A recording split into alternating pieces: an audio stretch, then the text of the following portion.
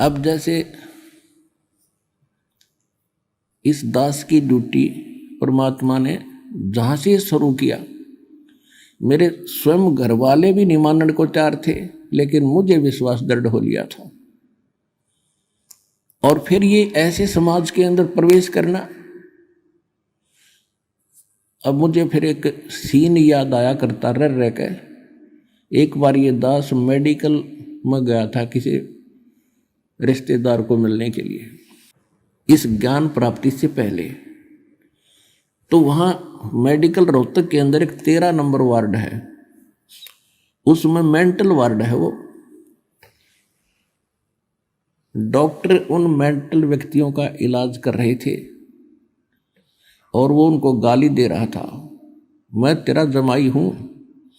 Doctor कह रहा था हाँ जी ठीक है, हाँ जी ठीक है।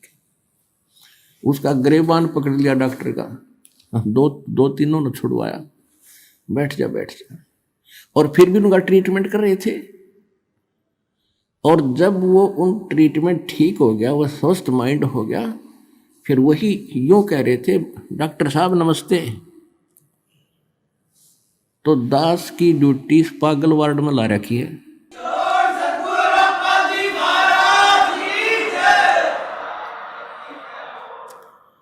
अब जिस भी गांव नगर में गया, दास ने यो ज्ञान सुनाया, यूं का मारो डले, यो कहां से आ गया है, देवता नहीं पूजन देता, हमारे श्राद्धान को भी मना करता है, पत्थर मारो, ये करो। और अब जब उनको ज्ञान हुआ, जब तो मुझे गाली दे रहे थे और अब कहते हैं सत्साहिब गुरुजी, सत्साहिब गुरुजी, निहाल कर दिए, जीवन नाश हो गया था।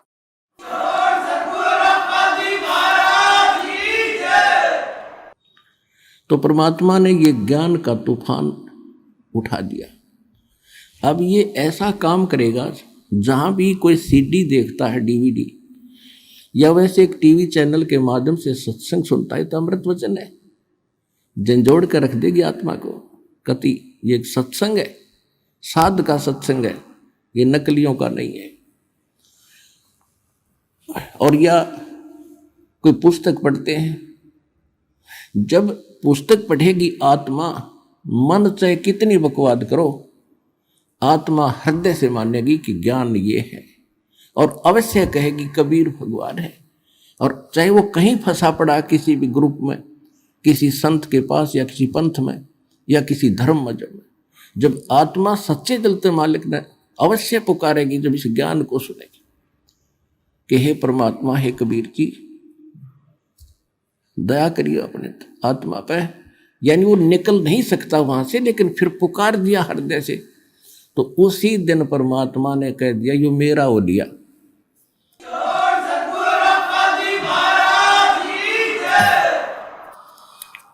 फिर काल को पकड़ कर बाजू से दूर कर देता, दूर हो जाए, यो मेरा हो गया, अब मेरे ज्ञान को स्वीकार कर लिया। बेशक वो कितने दिन फिर वहां रहे, आएगा एक दिन, मालिक लिया होगा, कुछ भी कारण बनावे।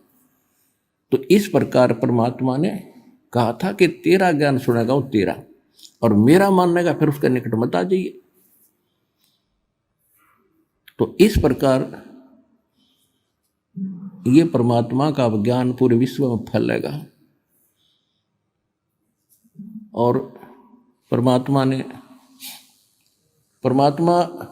कबीर परमेश्वर जी वैसे तो प्रत्येक युग में आते रहे, कुछ एक भक्तों को अपने लाइन में लगाते रहे, जिस कारण से परमात्मा की महिमा आज तक बनी रही।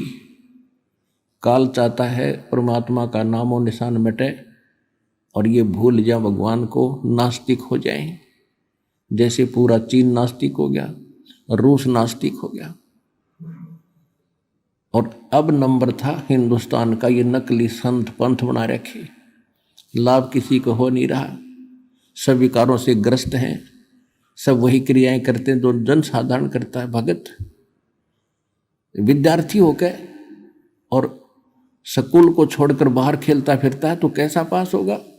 तो संसार की जो क्रियाएं हैं और भगत की क्रियाओं में दिन रात का अंतर होता है।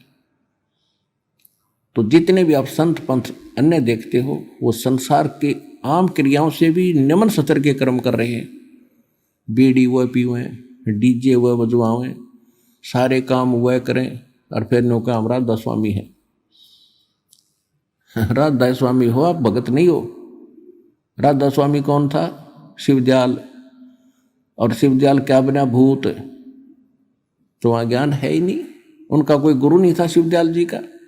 इसका मतलब है कि उसका कनेक्शन नहीं था फिर समर्पण से, क्योंकि गुरु नहीं उनका।